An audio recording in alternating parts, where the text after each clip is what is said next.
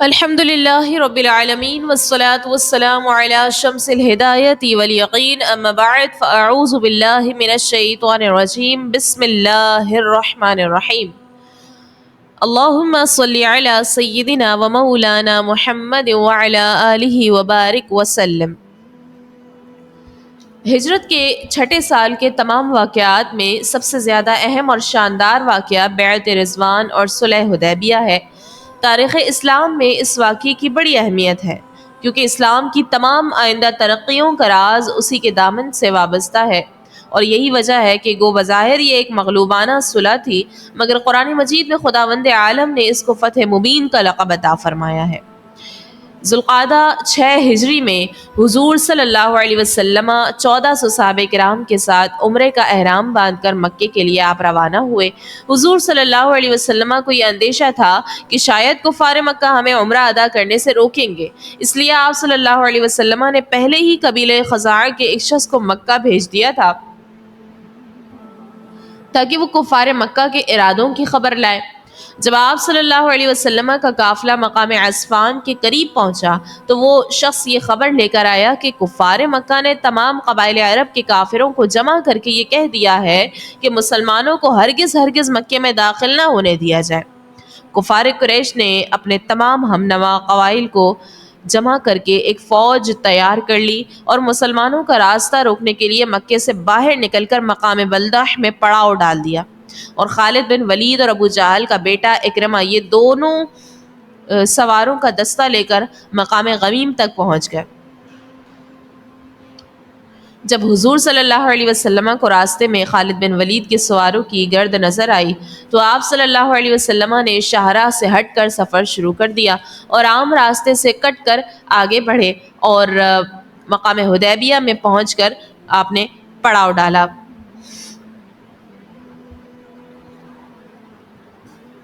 یہاں پانی کی بہت کمی تھی، ایک ہی کنواں تھا، وہ چند گھنٹوں ہی میں خشک ہو گیا۔ جب حضور صلی اللہ علیہ وسلم پیاس سے بےتاب ہونے لگے تو آپ علیہ السلام نے ایک بڑے پیالے میں اپنا دست مبارک ڈال دیا اور آپ صلی اللہ علیہ وسلم کی مقدس انگلیوں سے پانی کا چشمہ جاری ہو گیا۔ پھر آپ صلی اللہ علیہ وسلم نے خشک کنویں میں اپنے وضو کا غسالہ اور اپنا ایک تیر ڈال دیا تو کنویں میں اس قدر پانی ابل پڑا کہ پورا لشکر اور تمام جانور اس کنویں سے کئی دنوں تک سیراب ہوتے رہے۔ سبحان اللہ۔ مقام حدیبیہ میں پہنچ کر نبی رحمت شفیع امت صلی اللہ علیہ وسلم نے یہ دیکھا کہ کفار قریش کا ایک عظیم لشکر جنگ کے لیے آمادہ ہے، اور ادھر یہ حال ہے کہ سب لوگ احرام باندھے ہوئے ہیں، اس حالت میں جوئیں بھی نہیں مار سکتے۔ تو آپ صلی اللہ علیہ وسلم نے مناسب سمجھا کہ کفار مکہ سے مصالحت کی گفتگو کرنے کے لیے کسی کو مکہ بھیج دیا جائے۔ اس کام کے لیے آپ صلی اللہ علیہ وسلم نے حضرت عمر کو منتخب فرمایا، لیکن انہوں نے یہ کہہ کر معذرت کر دی کہ یا رسول اللہ صلی اللہ علیہ وسلم، کفار قریش میرے بہت ہی سخت دشمن ہیں، اور مکہ میں میرے قبیلے کا کوئی ایک شخص بھی ایسا نہیں ہے جو مجھ کو ان کافروں سے بچا سکے۔ یہ سن کر آپ صلی اللہ علیہ وسلم نے حضرت عثمان رضی اللہ عنہ کو مکہ بھیجا۔ انہوں نے مکہ پہنچ کر کفار قریش کو حضور صلی اللہ علیہ وسلم کی طرف سے صلح کا پیغام پہنچایا۔ حضرت عثمان رضی اللہ عنہ اپنی مالداری، اپنے قبیلے والوں کی حمایت اور پاسداری کی وجہ سے کفار قریش کے نگاہوں میں بہت زیادہ معزز تھے، اس لیے کفار قریش ان پر کوئی دراز دستی نہیں کر سکے، بلکہ ان سے یہ کہا کہ ہم آپ کو اجازت دیتے ہیں کہ آپ کعبے کا طواف اور صفا مروہ کی سعی کر کے اپنا عمرہ ادا کر لیں، مگر ہم محمد صلی اللہ علیہ وسلم کو کبھی ہرگز کعبے کے قریب نہیں آنے دیں گے۔ حضرت عثمان رضی اللہ عنہ نے انکار کر دیا اور کہا کہ میں بغیر رسول اللہ صلی اللہ علیہ وسلم کو ساتھ لیے کبھی ہرگز اکیلے اپنا عمرہ ادا نہیں کر سکتا۔ اس پر جو ہے وہ بات بڑھ گئی اور کفار نے آپ رضی اللہ عنہ کو مکہ میں روک لیا، مگر حدیبیہ کے میدان میں یہ خبر مشہور ہو گئی کہ کفار قریش نے ان کو شہید کر دیا ہے۔ حضور صلی اللہ علیہ وسلم کو جب یہ خبر پہنچی تو آپ صلی اللہ علیہ وسلم نے فرمایا کہ عثمان کے خون کا بدلہ لینا فرض ہے۔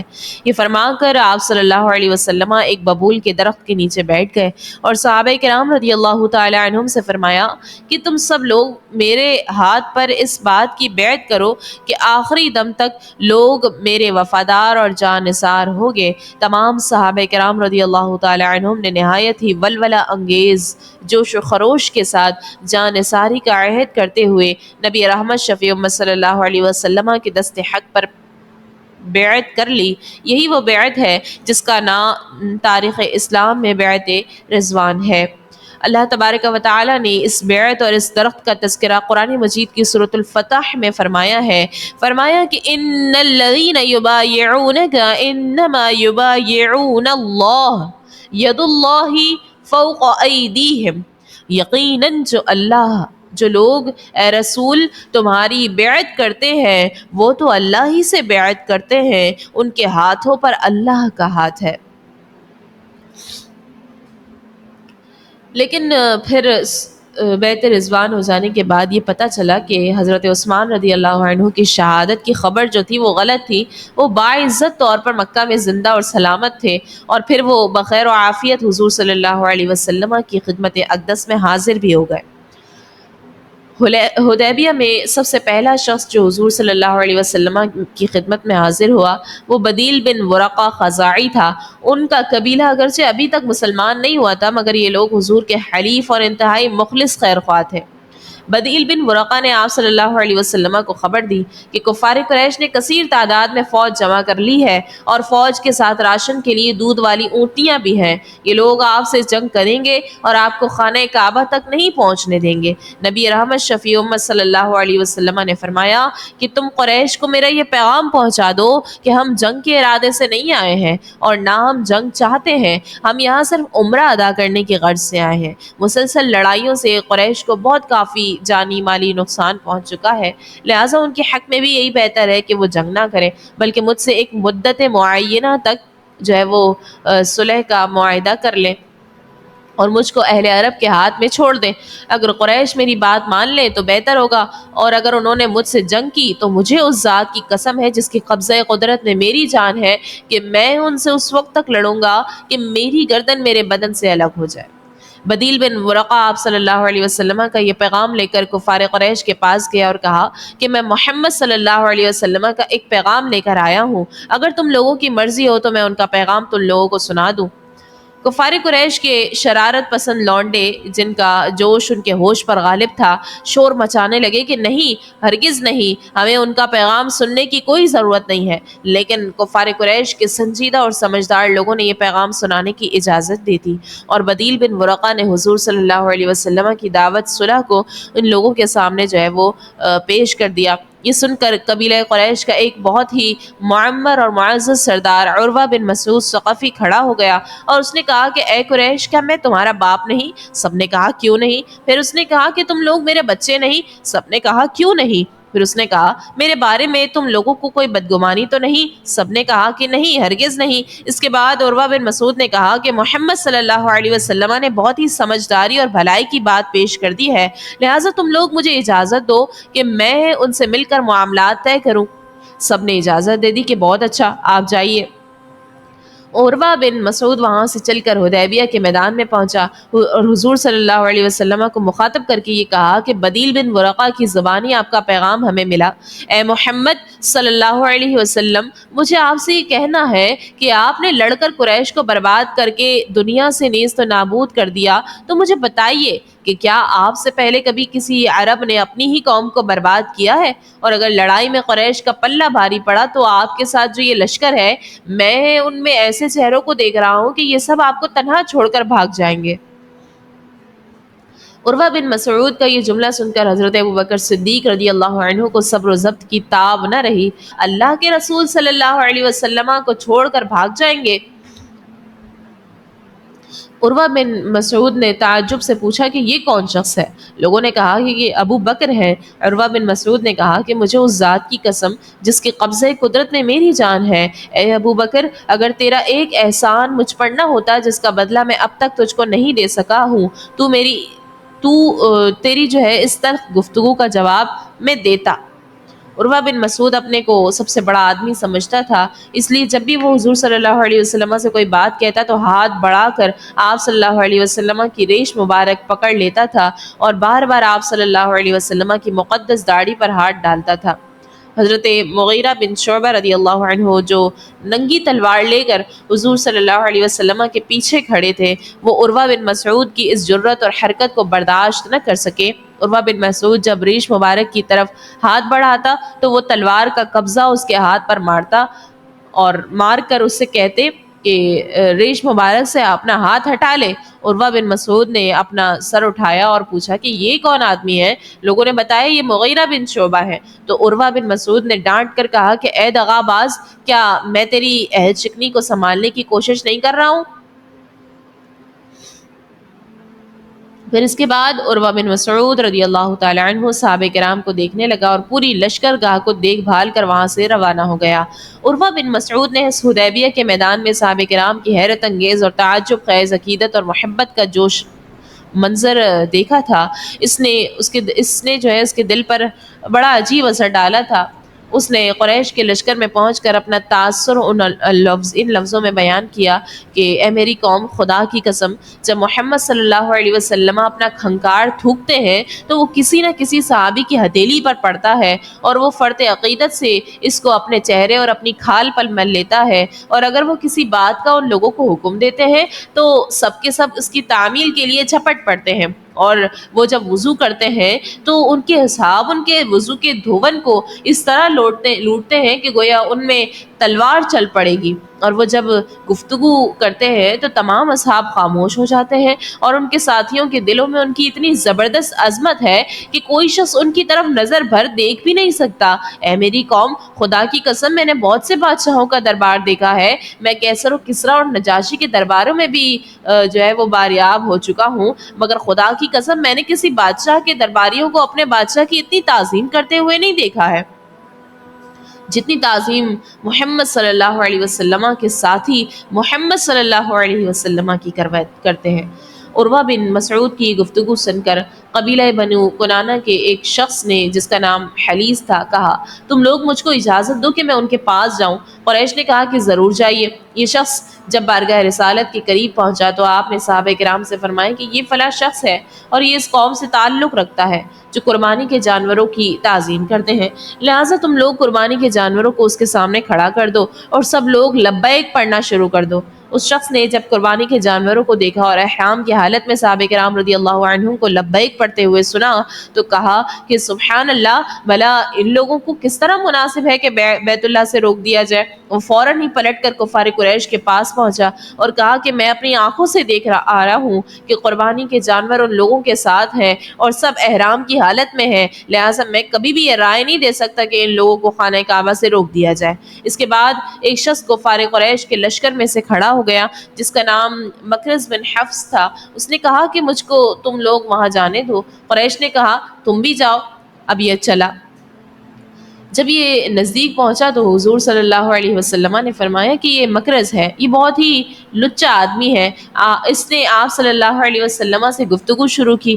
ابھی اس کی بات پوری بھی نہیں ہوئی تھی کہ ناگہاں سہیل بن عامر آ گیا۔ اس کو دیکھ کر آپ صلی اللہ علیہ وسلم نے نیک فالی کے طور پر یہ فرمایا کہ سہیل آ گیا، لو اب تمہارا معاملہ سہل ہو گیا۔ سہیل نے آتے ہی کہا کہ آئیے ہم اور آپ اپنے اور آپ کے درمیان معاہدے کی ایک دستاویز لکھ لیں۔ حضور صلی اللہ علیہ وسلم نے اس کو منظور فرما لیا اور حضرت علی رضی اللہ عنہ کو دستاویز لکھنے کے لیے طلب فرمایا۔ سہیل بن عمر اور حضور صلی اللہ علیہ وسلم کے درمیان دیر تک صلح کے شرائط پر گفتگو ہوتی رہی۔ بالآخر چند شرطوں پر دونوں کا اتفاق ہو گیا۔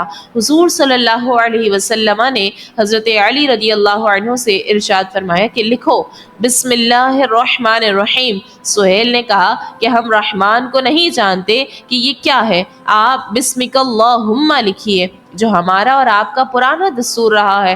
مسلمانوں نے کہا کہ ہم بسم اللہ الرحمن الرحیم کے سوا کوئی دوسرا لفظ نہیں لکھیں گے، مگر حضور صلی اللہ علیہ وسلم نے سہیل کی بات مان لی اور فرمایا کہ اچھا اے علی، बिस्मिक अल्लाहुम्मा ही लिख दो। फिर हुजूर सल्लल्लाहु अलैहि वसल्लम ने ये इबारत लिखवाई कि हादा मा क़ाद अलैहि मुहम्मद रसूलुल्लाह, यानी ये वो शराइत हैं जिन पर कुरैश के साथ मोहम्मद रसूलुल्लाह सल्लल्लाहु अलैहि वसल्लम ने सुलह का फैसला किया।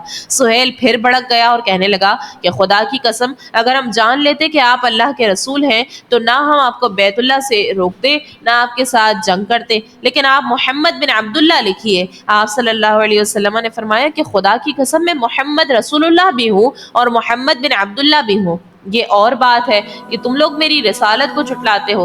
ये कहकर आप सल्लल्लाहु अलैहि वसल्लम ने हज़रत अली से फरमाया कि मोहम्मद रसूलुल्लाह को मिटा दो, इस जगह मोहम्मद बिन अब्दुल्ला लिख दो।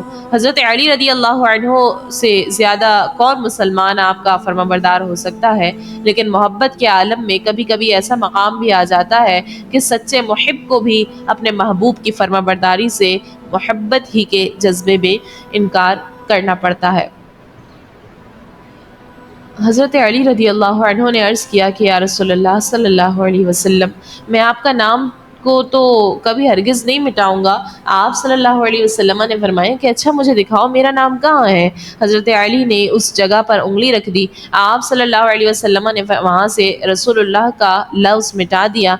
बहरहाल सुलह की जो तहरीर थी वो मुकम्मल हो गई। इस दस्तावीज़ में जो है वो ये तय कर दिया गया कि फ़रीक़ैन के दरमियान 10 साल तक लड़ाई बिल्कुल मौकूफ़ रहेगी। सुलहनामा की बाकी जो दफ़ात और शर्तें थी वो ये थी कि मुसलमान इस साल बग़ैर उम्रा अदा किए वापस चले जाएंगे, आइंदा साल उम्रा के लिए आएँ और सिर्फ 3 दिन तक मक्का में ठहर कर वापस चले जाएंगे, तलवार के सिवा कोई दूसरा हथियार लेकर नहीं आएंगे, तलवार भी नियाम के अंदर रख कर थैले वगैरह में बंद होगा। इसी तरह ये भी लिखा गया कि मक्के में जो मुसलमान पहले से मुकीम है रहते हैं उनमें से किसी को अपने साथ ना ले जाएं और मुसलमानों में से अगर कोई मक्के में रहना चाहे तो इसको ना रोकें, और काफिरों या मुसलमानों में से कोई शख्स अगर मदीने चला जाए तो वापस कर दिया जाए, लेकिन अगर कोई मुसलमान मदीने से मक्के में चला जाए तो वो वापस नहीं किया जाएगा। यूं ही ये भी लिखा गया कि कबाइल अरब को इख्तियार होगा कि वो फ़रीक़ैन में से जिसके साथ चाहे दोस्ती का मुआहिदा कर लें। ये शर्तें जो है वो ज़ाहिर है कि मुसलमानों के सख्त खिलाफ थीं और सहाबे किराम को इस पर बड़ी ज़बरदस्त नागवारी हो रही थी, मगर वो फरमान रसालत सल्लल्लाहु अलैहि वसल्लम के ख़िलाफ़ दम मारने से मजबूर थे। ये अजीब इत्तेफाक है कि मुआहिदा लिखा जा चुका था लेकिन अभी इस पर फ़रीक़ैन के दस्तखत नहीं हुए थे कि अचानक उसी सुहेल बिन अमर के साहिबजादे हज़रत अबू जंदल रदी अल्लाह अन्हु अपनी भेड़ियाँ घसीटते हुए गिरते पड़ते हुदैबिया में मुसलमानों के दरमियान आ पड़े। सुहेल बिन अमर अपने बेटे को देखकर कहने लगा कि ए मोहम्मद सल्लल्लाहु अलैहि वसल्लम, इस मुआहिदे की दस्तावीज़ पर दस्तखत करने के लिए मेरी पहली शर्त यह है कि आप अबू जंदल को मेरी तरफ वापस लौटाइए। आप सल्लल्लाहु अलैहि वसल्लम ने फरमाया कि अभी तो इस मुआहिदे पर फ़रीक़ैन के दस्तखत ही नहीं हुए हैं, हमारे और तुम्हारे दस्तखत हो जाने के बाद ये मुआहिदा नाफिज होगा। ये सुनकर सुहेल बिन आमर कहने लगा कि फिर जाइए, मैं आपसे कोई सुलह नहीं करूँगा। आप सल्लल्लाहु अलैहि वसल्लम ने फरमाया कि अच्छा है सुहेल, तुम अपनी तरफ से इजाज़त दे दो कि मैं अबू जंदल को अपने पास रख लूँ। उसने कहा मैं हरगिज़ कभी इसकी इजाज़त नहीं दे सकता। हज़रत अबू जंदल रदी अल्लाह अन्हु ने जब देखा कि मैं फिर मक्का लौटा दिया जाऊँगा तो उन्होंने मुसलमानों से फरियाद की और कहा कि ए जमाअत मुस्लिमीन, देखो मैं मुशरिकीन की तरफ लौटाया जा रहा हूँ, हालांकि मैं मुसलमान हूँ और तुम मुसलमानों के पास आ गया हूँ। कुफार की मार से उनकी बदन पर चोटों के जो निशानात थे उन्होंने उन निशानात को दिखा दिखा कर मुसलमानों को जोश दिलाया। बहरहाल ये बहुत बड़े सख्त आजमाइश और इम्तिहान का वक्त था। एक तरफ हज़रत अबू जंदल रज़ी अल्लाह तआला अन्हु गिड़गिड़ा कर मुसलमानों से फ़रियाद कर रहे हैं और हर मुसलमान इस कदर जोश में भरा हुआ है कि अगर रसूलुल्लाह सल्लल्लाहु अलैहि वसल्लम का अदब माने न होता तो मुसलमानों की तलवारें न्याम से बाहर निकल पड़ती। दूसरी तरफ मुआहिदे पर दस्तखत हो चुके हैं और अपने अहद को पूरा करने की जिम्मेदारी सर पर आन पड़ी है। हुजूर अनवर सल्लल्लाहु अलैहि वसल्लम ने मौके की नज़ाकत का ख्याल फरमाते हुए हज़रत अबू जंदल रदी अल्लाह अन्हु से फरमाया कि तुम सब्र करो, अनकरीब अल्लाह ताला तुम्हारे लिए और दूसरे मजलूमों के लिए ज़रूर ही कोई रास्ता निकाल लेगा।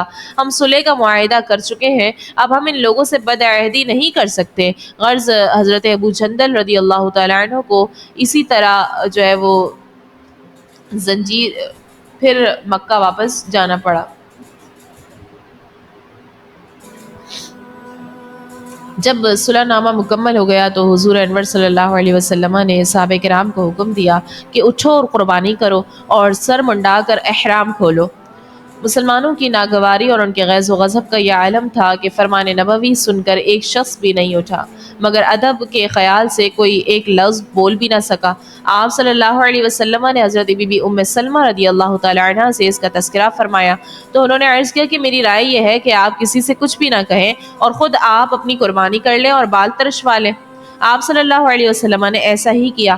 جب صحابہ کرام رضی اللہ تعالی عنہم نے آپ صلی اللہ علیہ وسلم کو قربانی کر کے احرام اتارتے دیکھ لیا تو پھر وہ لوگ مایوس ہو گئے کہ اب آپ صلی اللہ علیہ وسلم اپنا فیصلہ نہیں بدل سکتے، تو سب لوگ قربانی کرنے لگے اور ایک دوسرے کے بال تراشنے لگے، مگر اس قدر رنج و غم میں بھرے ہوئے تھے کہ ایسا معلوم ہوتا تھا کہ ایک دوسرے کو قتل کر ڈالے گا۔ اس کے بعد رسول اللہ صلی اللہ علیہ وسلم اپنے اصحاب کے ساتھ آپ مدینہ منورہ کے لیے روانہ ہو گئے۔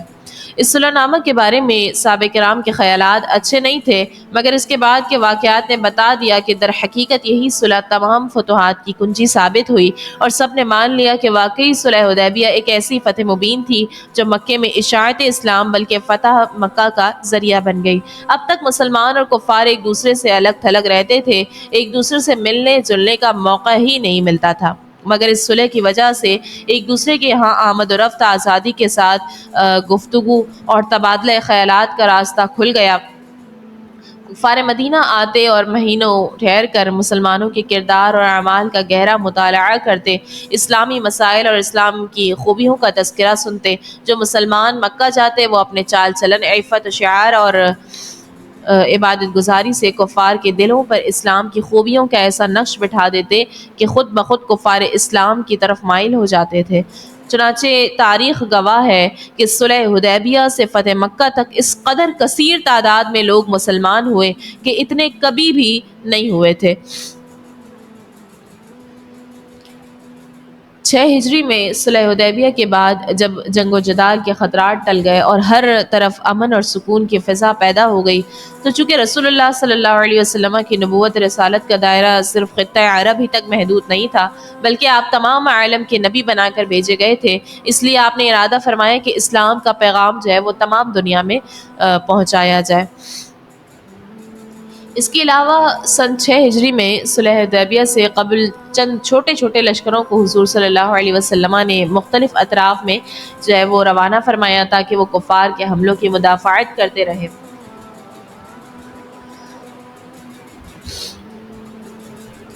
وما علینا الا البلاغ المبین۔